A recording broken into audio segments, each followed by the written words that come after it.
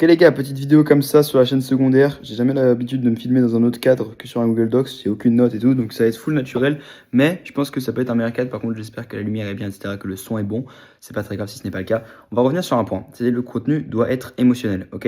Tu dois pas faire du contenu qui est vide de sens, que les gens n'ont pas envie de regarder, qui ne transmet rien, parce que du coup, on ne connecte pas avec toi. La base de la vente, c'est l'émotion. Ça, on te l'a sûrement dit, tu l'as compris dans ton appel de vente. C'est pour ça que tu poses des questions ultra deep, genre ouais, ça fait quoi être dans cette situation? Est-ce que si jamais, enfin, je sais pas, tu demandes la situation de la personne, c'est pour ça que tu as ta première phase dans laquelle tu vas vraiment découvrir la personne, où tu vas demander sa situation familiale, toutes les choses qui le bloquent, ce qu'il a essayé avant, pour rentrer deep dans l'émotion, parce que tu sais que c'est ça qui provoque la vente. Maintenant, la question que je vais te poser, c'est qu'est-ce qui précède la vente? C'est que la personne te connaisse. Avant ton appel de closing, dans la plupart des funnels, c'est quoi? Il tombe sur ton contenu, tu le sets, ou il répond à tes ressources, tu le sets, bref, voilà. Vous rentrez en contact, la personne, tu la ramènes en appel. Ok. Est-ce que tu penses qu'il faut que tu aies de l'émotion que dans ton setting et dans ton closing? Et encore, des fois, même dans le setting, genre, je sais pas, tu donnes juste de la valeur brute, on dirait un robot, parce que c'est ton setter qui parle, mais ton setter, il prend pas ta place, il est pas vraiment humain, il fait pas du sting H2H, il essaye juste de vendre quelque chose. Donc là, c'est compliqué. Et du coup, là, dans le closing, tu essayes maintenant de mettre de l'émotion. Sauf que c'est un peu tard, en fait, dans ton process. La personne, elle n'est pas déjà engagée. Elle est juste en mode, ok, j'ai parlé à un robot qui me donne de la valeur. C'est cool, mais il y en a 150 comme toi, des mecs sur le marché, il y a des livres, il y a des mecs plus compétents que toi. Enfin, c'est pas là où tu vas te différencier, c'est pas là où tu vas faire acheter les gens. Non. Donc, ce qu'il faut que tu fasses, selon moi en tout cas, et c'est ce que je vais commencer à beaucoup plus appliquer, c'est mettre de l'émotion dans tes contenus. Ce que j'entends par là, c'est la faire transmettre cette émotion.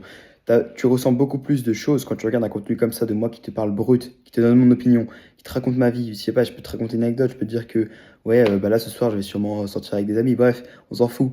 Là, j'avais une anecdote de merde, je t'avoue, mais quand tu es dans une discussion comme ça sur un podcast, c'est plus simple de ressortir des trucs en lien avec ce que vous dites. Bref, j'y appe un peu. C'est beaucoup plus simple sur un format comme ça que sur une mind map, que sur un Canva, même ce que je fais sur ma chaîne principale et que j'aimerais arrêter, mais il faut juste que je trouve un autre format dans lequel j'arrive à mieux transmettre mon émotion de mon côté. Je pense que c'est aussi assez individuel. Et par exemple, dans une discussion, moi j'ai remarqué que j'avais à transmettre beaucoup plus ma philosophie, ma personne, qu'on voyait vraiment qui j'étais et qu'on ressentait beaucoup plus de choses. C'est pour ça que ça marche beaucoup mieux, que le watch time il est plus élevé. Aussi parce qu'il y a plein d'autres choses hein, derrière le format podcast, c'est association avec d'autres personnes, c'est plus simple à regarder en vrai parce que c'est une discussion, quoi. Bref. Et donc, c'est pour ça qu'on fait des contenus de plus en plus humains. C'est pour ça que Hamza, par exemple, il marche hyper bien. C'est parce qu'il transpire l'honnêteté, ces mecs. Il transpire la hargne. Genre, il en a rien à foutre de se jouer un personnage dans son contenu. C'est lui, genre. Pour l'avoir rencontré dans la vraie vie, il est aussi fou. Il est autant d'énergie. Fou, c'est un bon terme, hein, excusez-moi. Mais voilà, il est putain d'authentique. Donc, faites la même chose, littéralement. Je pense que si jamais vous faites votre contenu en jouant un personnage en vous disant ok il faut que je sois comme ça parce que le marché il est comme ça, c'est mort en fait, genre finalement c'est mort. Ok vous allez attirer des gens, mais ce que je veux dire c'est vraiment dans l'optimisation là. En vrai là on est au step où on fait déjà 10, 20, 30 cas par mois et on va faire beaucoup plus. C'est pas pour les gens qui font pas d'argent. Et encore, dès le début si t'appliques en vrai t'auras des meilleurs résultats.